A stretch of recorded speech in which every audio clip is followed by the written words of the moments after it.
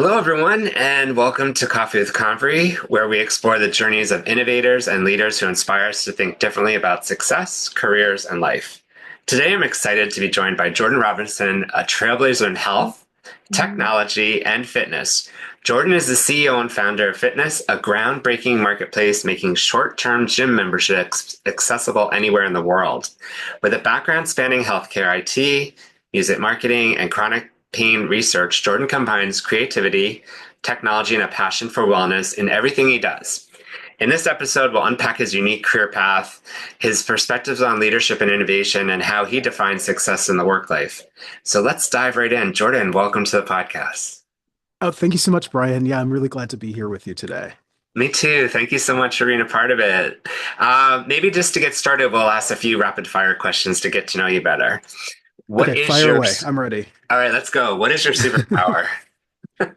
Ooh, okay. My superpower is I make amazing pancakes. It's something that I started to do during lockdown for one of my ex-boyfriends, and now I've perfected it. So if you ever Okay. come to my house, ask me for the pancakes. Okay. And is this all types of pancakes, or you don't give that secret away on here?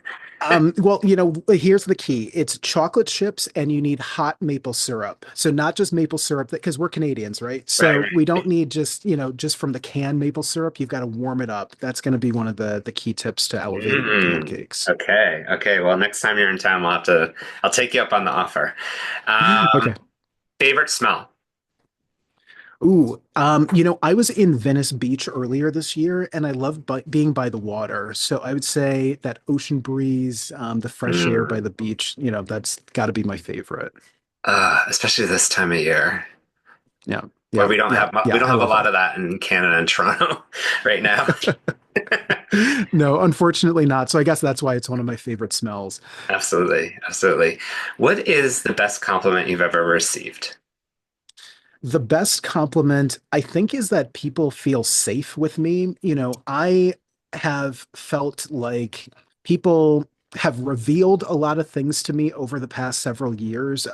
The difficulties that they've had with lockdown, just personal struggles. And I think that the best compliment that I've gotten is that people feel that they can tell me their stories and that they feel safe doing so. That always makes me feel good. That's awesome. That's awesome. And you Yeah. create a space for that. That's great. It's so much so needed these days. Yeah. Um, well, we talked about pancakes, but I don't know if that's what is your go-to snack?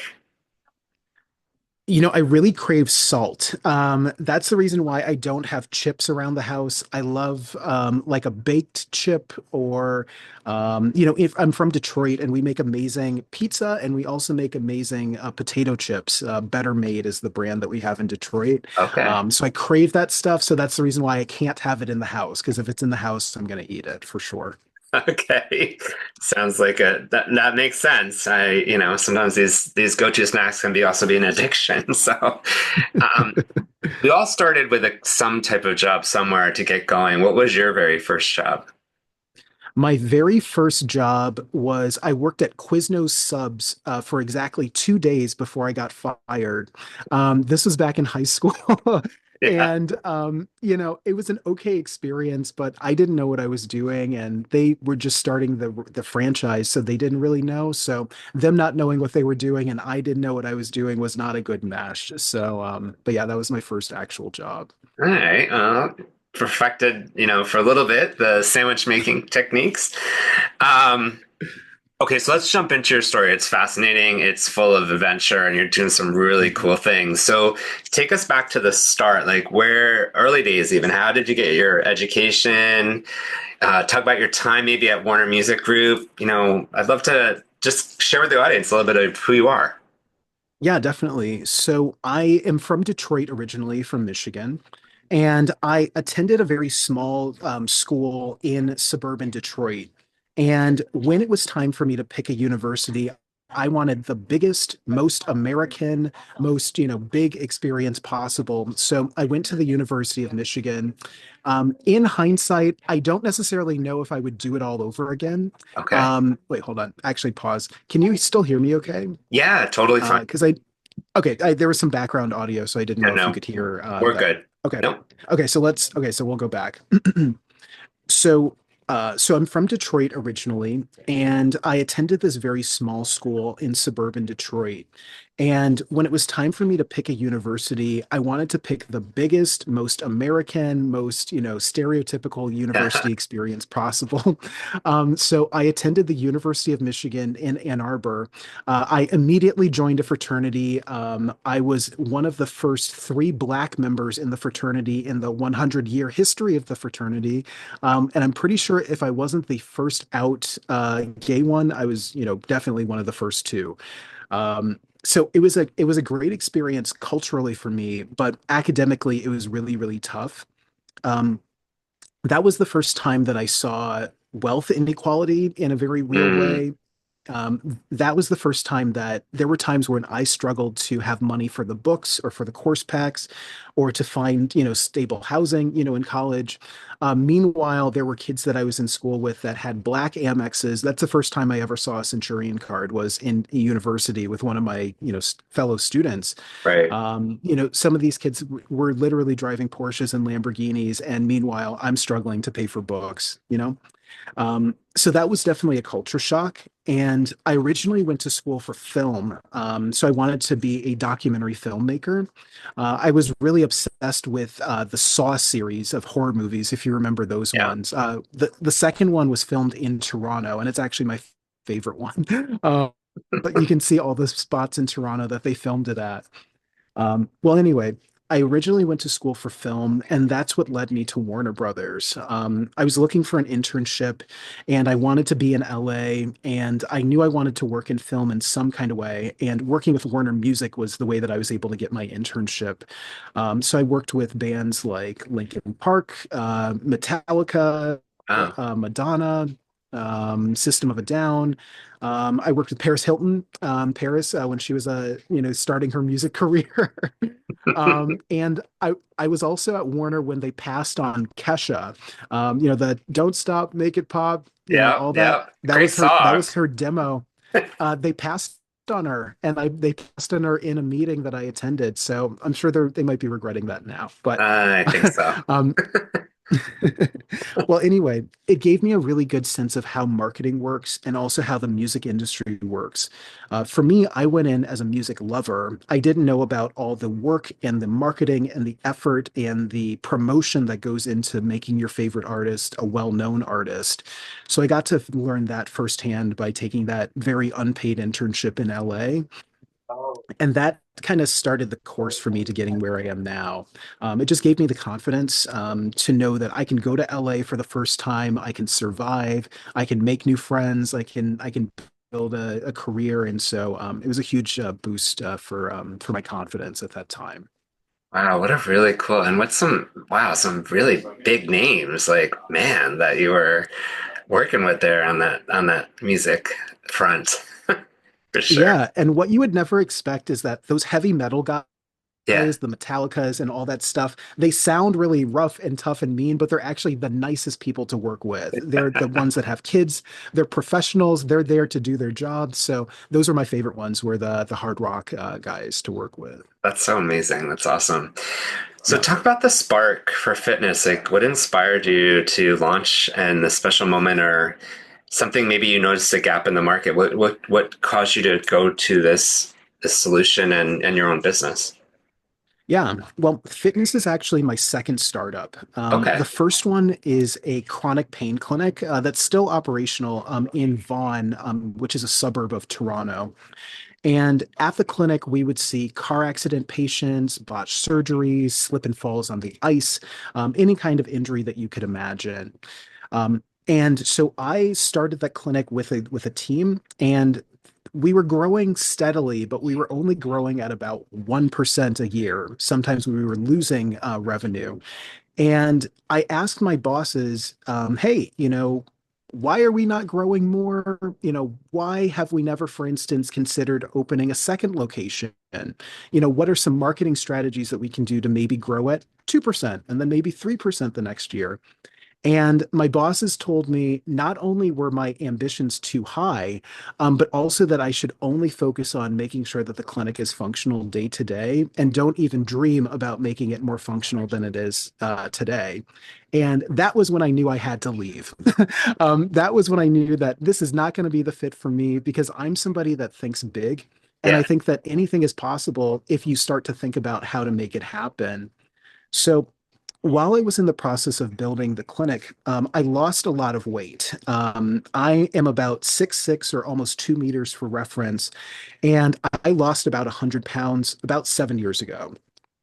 And when I was in Toronto, it was easy for me to go to the gym, to make my meals, to walk. Toronto's a very walkable city, if people don't know.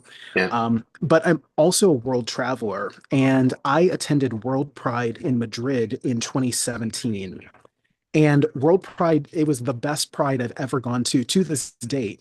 But what happened when I had lost all the weight and went to World Pride is I got there and I looked around and everybody looked perfect. Everybody looked amazing. Everybody looked so hot. And I was like, God, okay, you know what? I wish that I could just go to the gym for like a day or a couple of days just for my own confidence, just to feel like, Right. well, Right. Right. I'm looking big too. And it was super, super, super difficult to do because not only did I not speak Spanish, but also most gyms are just not set up for day member travel. And why is it so difficult to book a gym? Why can't you just book a gym like you can book a hotel room? Why is this so difficult? And Yeah. that's how fitness got started. So I've been working on fitness officially full time for the past year and a half, and we're now a team of four, and we might be a team of six by the end of next week. Wow. Wouldn't it? It's almost like Airbnb for gyms, I guess, in a way. That's the Conceptually. idea. Yeah, Yeah, right? Okay. that's totally the concept is that we want to make it easy for anybody just to buy a day or a couple of days when they're traveling. It's and just that's it. Such a what a brainchild, like such a smart idea. And I have to ask you a little bit of a deeper question on like the feeling you had when you were kind of being shut down and we're not gonna and the right? Like I think a lot of our listeners are going through similar things right now where they're young, they're motivated, they're energetic, and they're getting shoved into corporate situations or opportunities that they thought would be one thing and it ended up that it was going to be another. What's your advice to this? I mean, you obviously came out of that, you learned from it. What's your advice to someone who's going through those things right now? Because I know it weighs heavy on a lot of people. I think what was helpful for me was finding mentors and other people that had been through a similar experience to me. Yeah, I never planned on running a medical clinic. Like I mentioned, my background was in film, so how I ended up running a medical clinic and now doing tech, yeah, very different things. But I think what was really helpful for me was first checking in with myself to see, okay, does this feel like this is the right thing for me? Do I feel like I'm going to look back at this time and feel like I invested this time that, we all have is limited? So did I invest this time in this part of my life, learning new skills, growing, developing, or do I feel stuck and do I feel flat? And so in my case, I definitely learned a lot through the first several years of the clinic. It taught me a very wide range of skill sets that I still use today.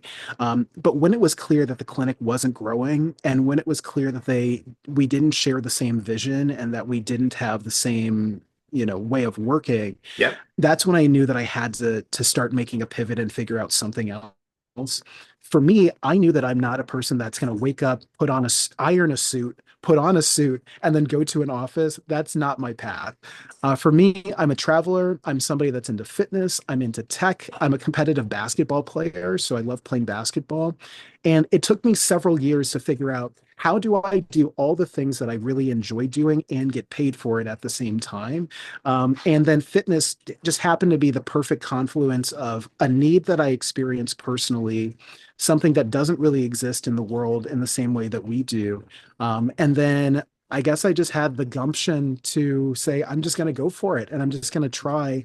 And even if this doesn't work, at least I know that I tried and I gave it my best. And, Yeah. I'm not going to live a life wondering what if I had just tried? What if I had just gone for it? At least through this process now building fitness, I know what it's like. And, I know that I won't regret, anything Yeah. from this time. Some great insights. Thanks for sharing a little bit more about that. Because, like I said, I get this question all the time. Like they feel stuck, right? And there's ways you can manage through those points of being stuck, but also reflect on what you learned, what you're taking with you. Talking Yeah. about success, how do you personally yourself define success, and how has that definition for you evolved through your career and your personal journey? Well, there's many forms of success, and it's something that actually I struggle with because I'm not somebody that really celebrates my successes or celebrates the good things as much as I probably should. Mhm. I'm so focused on, okay, great, we did this thing, but now what's the next thing? I feel like my job in the clinic was really about advanced scheduling and logistics and forecasting. And which is great because it gave me a skill set to be Yeah. very on top of things in a project management way. But it also means that I don't really live in the moment anymore. I'm always living in the future. So right now, I'm thinking about what's going on this year in 2025. I'm thinking about the things that we're trying to do for this year to get ourselves ready and, prepared for all the things and the features that we want to do this year. But I think success ultimately is happiness and being satisfied. I don't think that it's about money. I don't think that it's about having a certain car, or it can be if that's what you want it to be, it can be. But I think it's really just about feeling fulfilled and feeling that the work that you do is authentic to yourself and who you Mhm. are as a person versus work that you're making money for somebody else. The work that you're doing benefits somebody else first before it benefits you. um Feeling like you're one of a million and not really feeling valued as an individual. So I think really success is finding that happiness and just feeling Yeah. fulfilled, if that makes Yeah, sense. no, it makes a lot of sense. I think happiness is really underrated when you kind of look at what people talk first about when they talk about success. It usually isn't the happiness first, and that is Yeah. truly something that is makes your day so much brighter, right? Thinking about Yeah. some career starters, and you've gone through it, I've gone through it. What advice or what perspectives would you give to someone trying to figure out their own kind of where they should focus, maybe even in tech or wellness, if they're, tuning into this episode and are interested in pursuing maybe paths in those areas. Well, YouTube is an incredible resource, and YouTube is one of several ways to start at least seeing what other people are doing. One set of videos that I found really helpful are the series from Y Combinator. Okay. They're kind of like the Harvard of venture capital, if you don't know. And they publish a lot of really great videos that talk about, well, what is a business? If you do want to have a business, what are ways that you can evaluate ideas to know, is this something that's a worthwhile use of your time, or is this something that is going to be, not useful? So I would definitely look into Y Combinator. And then if you're part of the LGBT community, as I am, and Brian, as you are, Yeah. there's an amazing organization called Start Out. Start Out has provided me with so many incredible mentors, resources. They have given me such incredible support for my confidence in knowing that I can do this. Um, I've met, I'm part of the leather community. And so I've actually met and who are running businesses at Tesla. I've met people that work at JP Morgan in the private wealth management department, and they Right. volunteer their time for new founders who are just getting started to help them evaluate their ideas and just get started on the right track. And it's free. So I would highly recommend those two resources for sure, Y Combinator and Start Out. Great. Thank you. Good insights there to share and for people to take note of. Uh, there's also a lot of people, I shouldn't say a lot. I guess there's people right now who, in various moments in their life, they're going to go through some sort of career transition, right? Like thinking, okay, I've done this. I want to do something completely different, or I want to do something in this space, but maybe a little bit different. Um, what's your thought about someone considering a career pivot and maybe what kind of thoughts they should think about first? Or, Um, I think if you're thinking about it, then you need to do it. If it's gotten to the point where you're thinking about it, then that really means that you should just do it. And in tech, there's two sayings that I love. The first one is fail fast. So if you're going to do something, do it. If it's going to fall apart, let it fall apart as quickly as possible. So then that way you can pivot on to the next thing that might end up being more successful for you. And the next one is just the concept of launching. If you're somebody that just wants to start a tech company, you can launch it right now. You can start it with just a Facebook page or an Instagram Mhm. page, and now you've launched. And then the plan is to launch and then launch again and then launch again and then continuously launch new things or new features or just some sort of progress. So then that way you push your ideas forward. I have a podcast of my own, Brian, and when I look back on the first couple of episodes, or even when I look at the very first version of the fitness website, I cringe. I'm like, oh my God, that was so terrible. Oh my God, that was a mess. But now that I've been, working on this for over a year, now things are starting to come into form. Now we've got more of a flow. Now we understand a little bit better. And all of that happened because I wasn't paralyzed by starting. I just Yes. started, and then I started building on it from there. Yeah, I remember learning the whole go with the 80% solution, at least you're there, whatever percentage you want to pick, right? If you wait for it Hmm. to be 100%, someone else has already sailed by you or you've lost the passion probably by that point.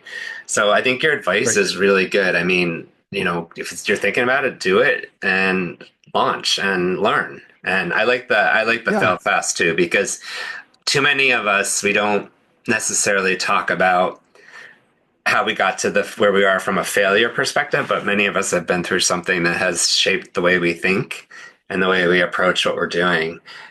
Which brings me to my next question about resilience, because having your own business, doing your own thing, it comes with building your own resilience, and just like that, you've probably had professional challenges that you've had to deal with. And do you mind, maybe if there's one that comes to mind, you want to share how you navigated that with the audience who might be thinking, okay, this guy is like got it all going on and together, but but you probably skinned your knee at least once, right? I would say multiple times. Um, e- Me too. so, of course. Um, So there have been multiple things that have been very difficult in this journey. And so anybody thinking about going on this road of starting your own business or just venturing out, be prepared that it is hard and it is something that is lonely. And it is something that is going to cause you some degree of depression at some point in the process. If it doesn't, then, I don't know how. For me, one of the biggest challenges that we had this year was fitness was originally supposed to launch at the beginning of last year in 2024, back in March. And we were all set to go. We were ready, we were excited. And right before we launched, our developer, our main developer, got this terrible illness. And it was the worst kind of illness for a coder to get.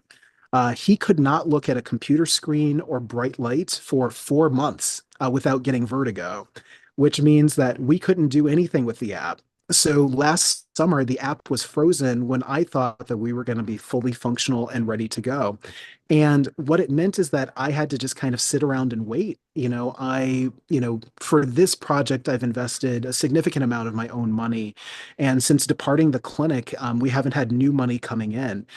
So there's been a bit of a time crunch to Yeah. get this app ready, launched out in the world because, the clock is ticking. And so while that was going on, and I couldn't develop anything on the technical side, I really dug into my presentation abilities. I also started networking a lot, meeting with investors. We had probably about 10 different calls with investors last summer, Mhm. and none of them invested, but all of them gave me more and more confidence to present and project to investors and also get the feedback for the things that they felt were missing from the app.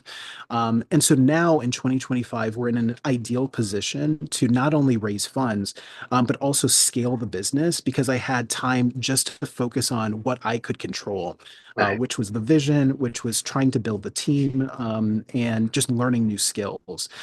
So I would say just prepare for things not to go well. If things do go well all the time, then you should be a little bit worried because something is going to be terrible. Something is going to fall apart. Somebody's going to get sick. Something's going to break. And that is normal. And that is part of the process. And ultimately that brings you to a better product and it makes you a better professional as well. Thank you for sharing that. I think great lessons and great opportunities there that, if you don't plan for things or you don't think about something will happen, you really have to pay attention, right? So no, Yeah. thank you for sharing that.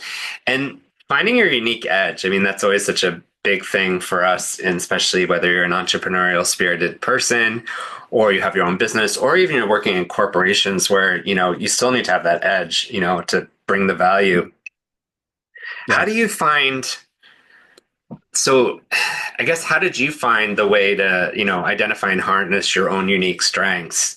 And what advice would you give to someone who's trying to figure that out? Well, especially if we're focusing on a queer audience or an LGBT audience, I would say lean into your queer experiences. I would say lean into who you are as a person and the things that brought you up to that place where you are in your company.